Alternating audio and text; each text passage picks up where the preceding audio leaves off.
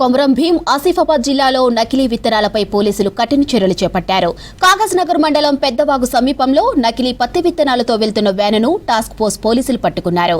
కర్ణాటక నుంచి 20 క్వింటాల fake seeds ను జిల్లాకు తరలిస్తున్నట్లు పోలీసులు చెప్పారు. వీటి విలువ బహిరంగ మార్కెట్లో 20 లక్షల వరకు ఉంటుందన్నారు. ఇక నకిలీ విత్తనాలు సప్లై చేస్తున్న ముగ్గురిని అదుపులోకి తీసుకున్నామన్నారు జిల్లా ఎస్పీ శ్రీనివాసరావు. అటు ఫేక్ సీడ్స్ కొనుగోలు చేసి రైతులు మోసపోవద్దని సూచించారు.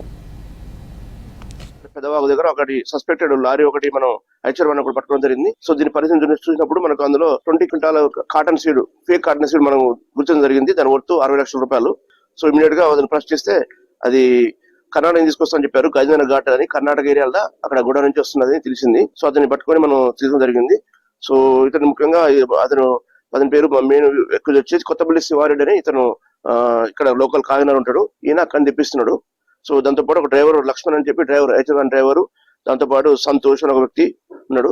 సో మొత్తానికి మూల కారణం ఒక A4 ఇప్పుడు అప్లానింగ్ ఉన్నాడు. ఆయన పేరు వేణుగోపాల్ రెడ్డి. ఈయన సిరిసిల్ల ప్రాంతానికి చెందిన వ్యక్తి. వీరంతా కలిసి ఒక గ్యాంగ్ గా ఏర్పడి మన కర్ణాటక ప్రాంతంలో తీసుకొచ్చి ఇక్కడ మన చుట్టుపక్కల అమ్మాలని చెప్పి ప్రయత్నంతో పాటు చేయడం జరిగింది. సో వాళ్ళు మన రోజు పట్టుకొని అరెస్ట్ చేయడం జరిగింది. దాంతో పాటు సీజ్ చేయడం జరిగింది cotton seed, fake cotton seed. So ఇంతవరకు సోఫార్ జిల్లాలో మనం ఇప్పటివరకు ఫేక్ సీడ్ ఈ సీజన్ లో 30 క్వింటాల కాటన్ సీడ్ మనం ఫేక్ సీడ్ మనం స్పీరియస్ సీడ్ మనం పట్టుకోవడం జరిగింది. దాంతో పాటు 15 మంది అరెస్ట్ చేశాము. సో రైతులందరికీ విజ్ఞప్తి ఏంటంటే ఫేక్ సీడ్ కొనొద్దు, కొన్ని నష్టపోవద్దు.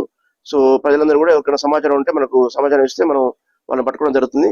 ఎట్టి పరిస్థితుల్లో కాటన్ సీడ్ కానీ, ఫేక్ సీడ్ కానీ, fake fertilisers, spurious seeds, spurious fertilisers ఇవన్నీ ఉంటా కూడా మాకు సమాచారం ఇవ్వాలి. సో వాళ్ళ మీద కఠిన చర్యలు తీసుకుంటాము.